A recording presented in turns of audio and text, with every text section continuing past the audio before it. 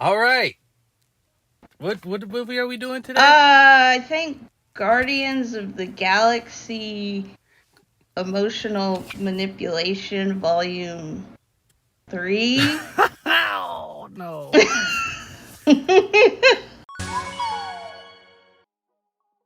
The way the trailer was set up, you thought it was going to be about Gamora and this alternate Gamora and Quill's all sad. That wasn't even a side story at Yeah. all. Almost, it was almost like it just get over it, man. Move on.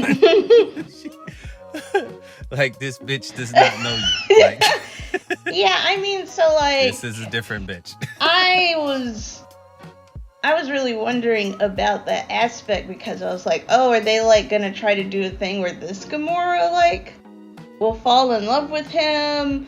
I thought they were going to do it too. I mean, because how are they going to have her in Volume 4? I feel like at the end when he was like, oh, like I gotta go back to Earth and get back to my roots, or I need to heal or whatever, it's kind of like I don't know what the Gamora stuff had to do with that per se.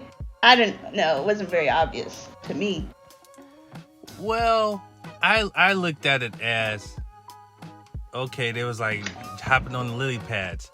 So basically you just hopping from, person to person, and he can't just be, Right.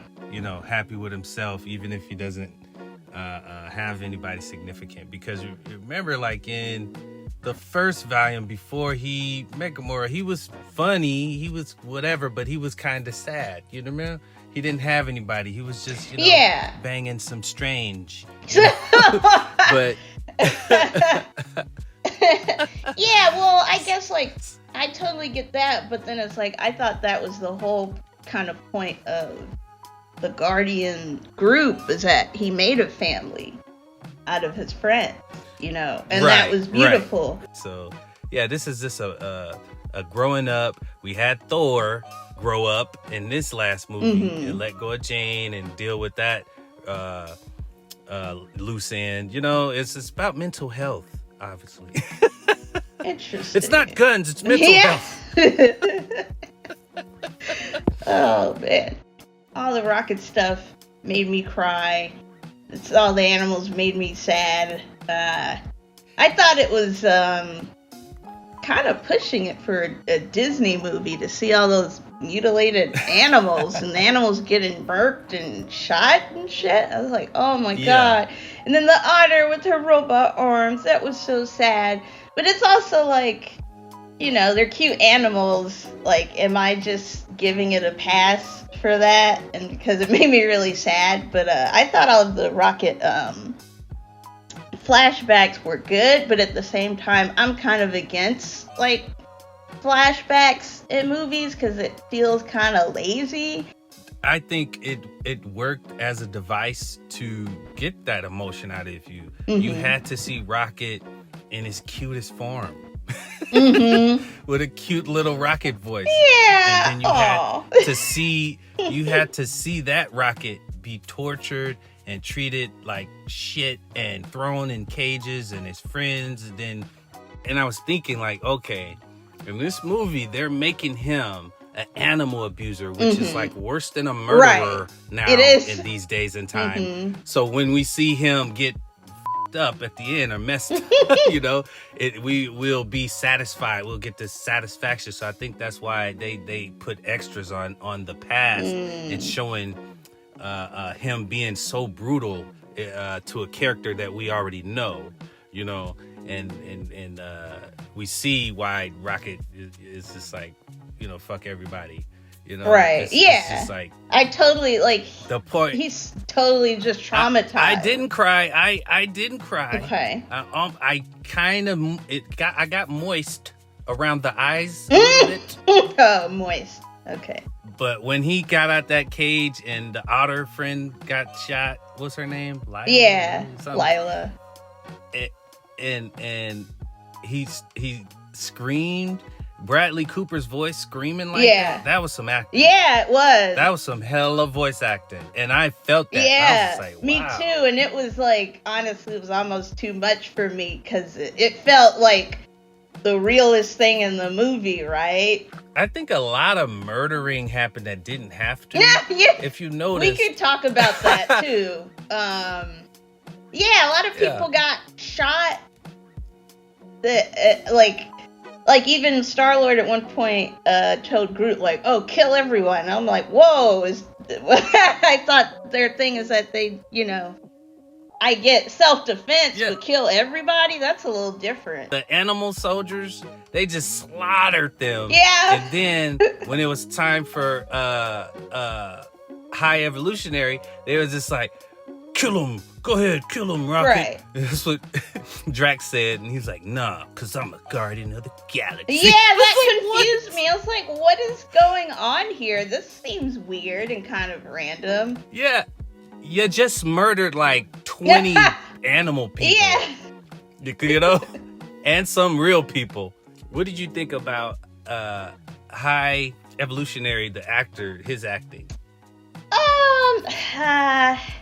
I didn't think it was bad, but I do think, like, when you said earlier, like, they didn't need to make him that evil, like, he was a bit cartoonish in a weird way, and I don't know if that was really necessary. Like, it just seemed weird for his motivation, because it's like, I feel like I would have understood his motivation without him being like, oh, I'm just gonna, like, destroy a whole planet of people I made and not think about it. And even like his cronies, like by the end, were like, bro, we're gonna have to fucking shoot you. Like, what the what are you doing? This is just stupid now. What you're doing. Right. And it didn't really make sense for someone who's supposed to be that intelligent. He's like forcing evolution. Intelligent doesn't mean you're not crazy. True, but at the like same time, he was over the top. Yeah, he was over the top, and he seemed pretty organized, but then sometimes was kind of crazy. I don't know. It's a bit all over the place. Rocket did something that he couldn't even do. Something that he created, right? Right. The student is now the master, right? That drove him over the top. Like, oh, now it now. I'm just all the way crazy, And then obviously getting his John Travolta, Nicolas Cage face off. That made him crazy too. Yeah. Oh, that one scene when they said, we're gonna shoot that guy's face, it looks like a carrot. Oh my god.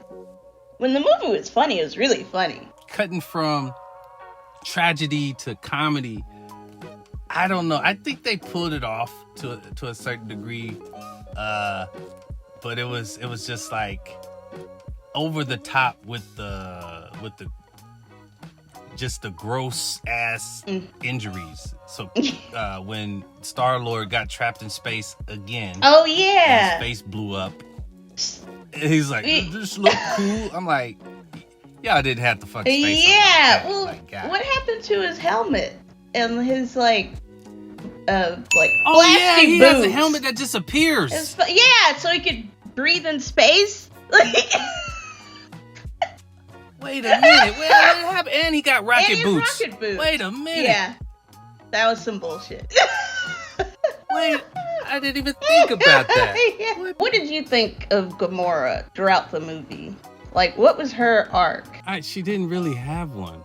Yeah. And I think that was, they didn't have time for her. Yeah. She was just there as a device for Quill to process that she's not the Gamora he knows. To wrap it up, it was a long movie, but it kind of didn't feel that long. They kept it moving for the most part.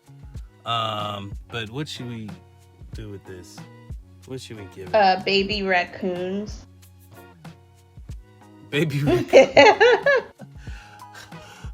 Baby Rocket Raccoon. Yeah.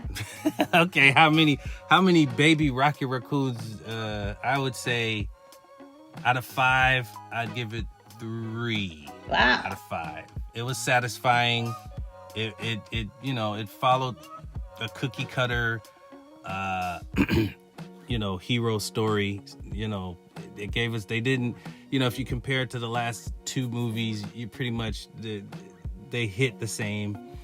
They went a little deep, a little too far with the animal torture and murderings of the animals. But yeah, what do you give? I'll give it 3.5 baby rockets out of 5, and that half is sad because now I can imagine a half raccoon because of all the animal torture. So it's like, oh no. But anyway, guys, like and subscribe. Hopefully this video isn't to you like, 5 months after it starts streaming. Editing is a long process, guys. All right, but peace. Bye.